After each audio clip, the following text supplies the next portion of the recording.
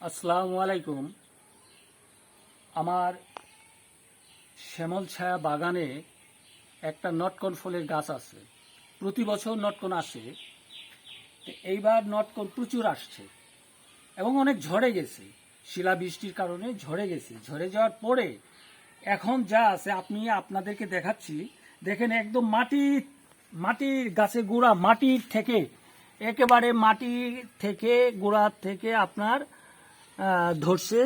এই দেখেন, একেবারে উপরে অনেক উঁচা ডালগুলা যে আছে আপনার, এই যে দেখেন, এই যে উঁচা ডালগুলাতে এবং অনেক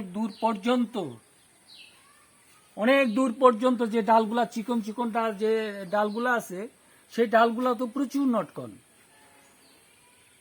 এবং এই নটকনের বৈশিষ্ট্যটা হলো যে পাহাড়ে বাজারে যে নটকনগুলা পাওয়া যায়, সেই নটকনের চেয়ে এই নটকনটা অনেক মিষ্টি, সুস্বাদু। আমাদের এলাকায় অন্ততপক্ষে আমার নটকনটা খাবেই প্রত্যেকটা মানুষ।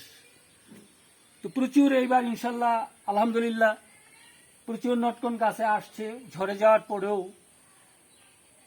আপনাদেরকে আমি আমার এই নটকন শ্যামল ছায়া বাগানের এই নটকন ফুল ও ফল আপনাদেরকে আমি নিমন্ত্রণ জানালাম। আপনারা যদি কখনো এদিকে আসেন বেড়াতে কোনো কারণে, অন্ততপক্ষে আমার শ্যামল ছায়া বাগানটা একটু দেখে যাবেন। আমার শ্যামল ছায়া বাগানে অনেক ঔষধি ফুল ফলের গাছ আছে।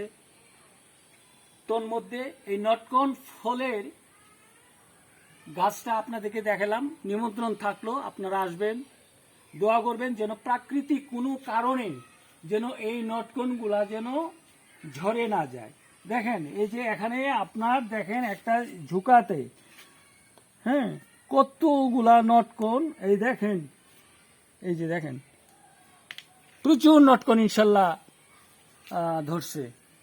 তো আপনাদেরকে আমি নিমন্ত্রণ জানালাম। আপনারা এসে এই নটকন খেয়ে যাবেন আর দোয়া করবেন যেন প্রাকৃতিক কোনো দুর্যোগের কারণে ঝরে না যায়। আসসালামু আলাইকুম।